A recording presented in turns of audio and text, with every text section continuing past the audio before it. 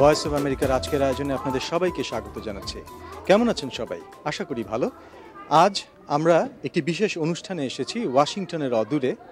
দৃষ্টিপাত নামে একটি সংগঠন রয়েছে যাদের শাখা রয়েছে যুক্তরাষ্ট্রে, ইউরোপে এবং বাংলাদেশে।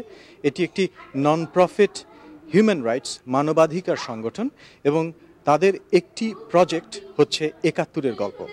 এই ৭১-এর গল্প সম্পর্কেই জানতে চাই দৃষ্টিপাতের একজন সদস্য নাদিয়া আফরিনের কাছে। নাদিয়া, আপনি কেমন আছেন? জি ধন্যবাদ, ভালো আছি। ৭১-এর গল্প কবে থেকে আপনারা শুরু করলেন এবং কেন শুরু করলেন? এটা গত ৫ বছর ধরে আমরা করে আসছি। এটা আসলে এখানকার বাংলাদেশি তরুণ তরুণীদের একটি প্রয়াস।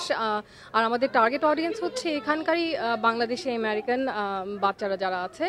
এই খেলাঘর থেকে আসলে আমরা অনুপ্রাণিত হয়ে এই প্রয়াসটা নেই। অর্থাৎ বাংলাদেশে খেলাঘর এই কাজটি আগে থেকেই শুরু করেছে। জি জি, সেটাই আমরা আমেরিকাতে রেপ্লিকেট করার চেষ্টা করছি।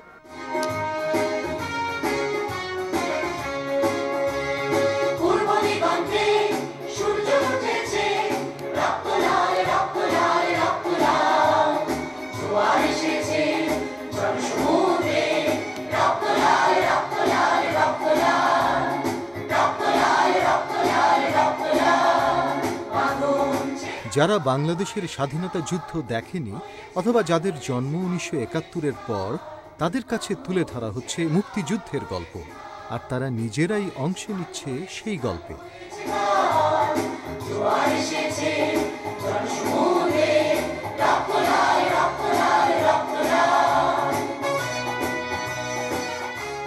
কথা বলছি একজন দর্শকের সাথে। দর্শকের নাম শিরিন খান।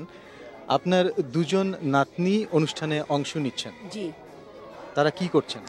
তারা একটা মিছিলের সাথে সবাই ওরা জয়েন করছে, জয় বাংলা বলবে, মানে আর ওই যে রাষ্ট্রভাষা বাংলা চাই এগুলি বলবে, এরকম আর কি। ওদের কি জন্ম এই দেশে? জি। তো ৭১-এর গল্প এই অনুষ্ঠানে আপনি যে আপনার দুই নাতনিকে নিয়ে এসছেন, কেন নিয়ে এসছেন? বিকজ আমি ওদের রুটস জানাতে চাই যে ওরা কোথা থেকে এসেছে এবং আমাদের দেশটা কিভাবে স্বাধীন হয়েছে, এবং আমি সবসময় বাসায় ওদের বলারও চেষ্টা করি। যেমন আমি আজকে এই শাড়ি পরেছি, আমি বলেছি যে দিস ইজ আওয়ার ফ্ল্যাগ, তোমরা এখন এটা আমাদেরই, এইভাবে বলার চেষ্টা। এবং কত মানুষ যে তাদের জীবন দিয়েছে এই স্বাধীনতার জন্য, আমি অলওয়েজ ওদের শিক্ষা দিতে চেষ্টা করি সেটা।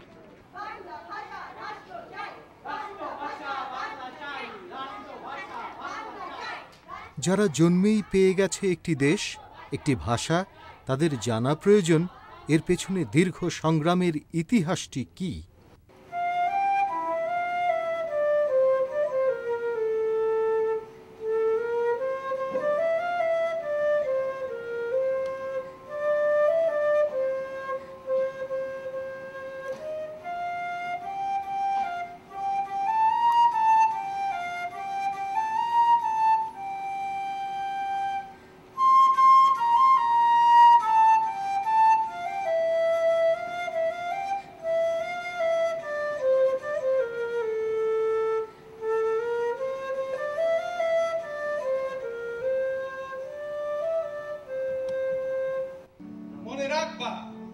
রক্ত যখন দিয়েছি, রক্ত আরো দেব।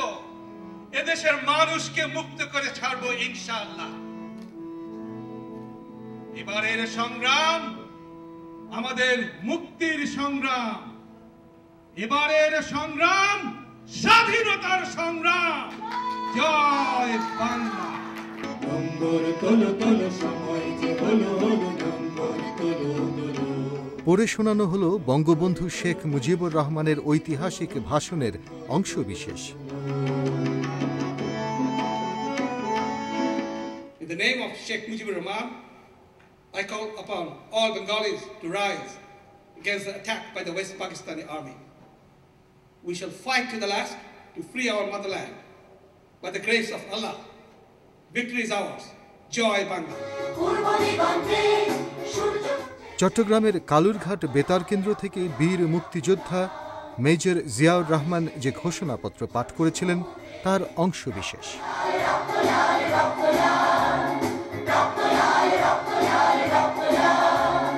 1971 সালে যুক্তরাষ্ট্রে পাকিস্তানের যে জাহাজে অস্ত্র তোলার চেষ্টা করা হচ্ছিল, সেই চেষ্টাকে ব্যর্থ করার পেছনে যে ব্লকেড মুভমেন্ট গড়ে তুলেছিলেন কয়েকজন মানুষ, সেই কয়েকজন মানুষের মধ্যে একজন হচ্ছেন মাজহারুল হক। বল্টিমোর বন্দর থেকে পাকিস্তানি জাহাজে অস্ত্র তোলার যে চেষ্টা হয়েছিল তাতে বাধা দিয়েছিলেন কয়েকজন আমেরিকান এবং কয়েকজন বাংলাদেশি নাগরিক। তাদের একজন মাজহারুল হক আজকে আমাদের সাথে আছেন, তার কাছে জানতে চাইছি সেদিনের কথা, সেই সময়ের কথা। মাজহারুল হক, দেখুন, অনেকগুলো জাহাজ এসেছিল, সাতলেজ, পদ্মা, আমার কাছে লেখা আছে, সবগুলো নাম মনে পড়ছে না। এরা নিউ ইয়র্কে প্রথমে আসে, তারপরে ওখান থেকে চলে আসে বাল্টিমোরে, ফিলাডেলফিয়াতে প্রথমে আসে। ফিলাডেলফিয়াতে যখন আসে তখন আমি নিজে জাহাজের মধ্যে গিয়ে, পাকিস্তানি জাহাজের মধ্যে রাত 1টার সময় 13 জন নাবিককে, বাংলাদেশি, তখন থেকে যাই হোক বাংলাদেশি নাবিকদের আমি নিজে নাবিয়ে নিয়ে আসি। Because many people think, well, non-violence just means you're not violent, but it doesn't say what you're doing.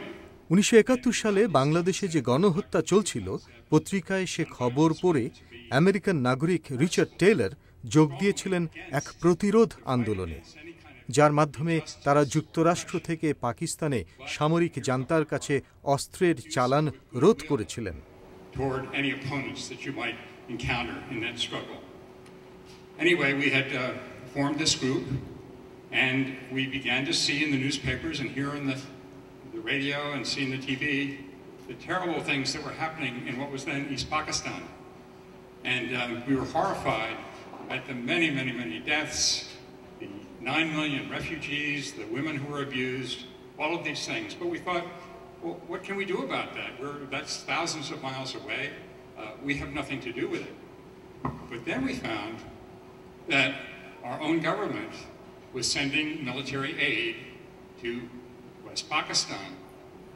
Suddenly we realized this was not something just far away, but it was something that involved us, because it was our bullets, our planes, our tanks, our machine guns that were killing people in what was then East Pakistan. So then we felt even more strongly we have to do something. One of the pictures that really touched us was a picture of a man carrying his wife who had died. Richard টেইলরের স্ত্রী fleece টেইলরও কাজ করেছিলেন বাংলাদেশের জন্য 1971 সালে। It was also in our hearts. বাংলাদেশের জন্য কাজ করবার স্বীকৃতি হিসেবে দৃষ্টিপাত সংগঠনের পক্ষ থেকে রিচার্ড টেইলর এবং ফিলিস টেইলরকে একটি সম্মানজনক পদক প্রদান করেন বাংলাদেশ দূতাবাসের পক্ষে শেখ মোহাম্মদ বেলাল। কথা বলছি ডক্টর দিলরুবা নাসরিনের সাথে, তিনি মেরিল্যান্ড ইউনিভার্সিটিতে বর্তমানে কর্মরত রয়েছেন। ডক্টর দিলরুবা নাসরিন, আজকে 71-এর গল্পের এই আয়োজনে যা করা হলো মুক্তিযুদ্ধের ইতিহাস সম্পর্কে জানানোর জন্য, সেটি সম্পর্কে আপনার কি মনে হয়? আমার মনে হচ্ছে একটা অসাধারণ স্টেপ নিয়েছেন ওনারা, এবং আপনি হয়তো শুধুমাত্র আমাদের পরের জেনারেশন না, বা শুধুমাত্র শিশু কিশোরদের জন্য না, আমি নিজেই মনে করেছি আমারও জানার অনেক কিছু দরকার ছিল। বিশেষ করে এখানে রিচার্ড এবং ফিলিস, ওনাদের যে উপস্থিতি এবং ওনারা যে কথাগুলো বলেছেন, আই এম সো টাচড।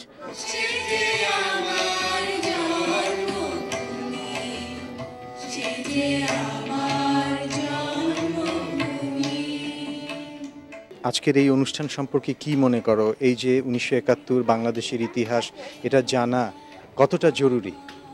আমার মনে হয় যে kids should know their history, they should know where did they come from, how did they liberate their country. এটা খুব ইম্পর্টেন্ট, মানে কারণ their country is their identity, and with their identity they are nobody.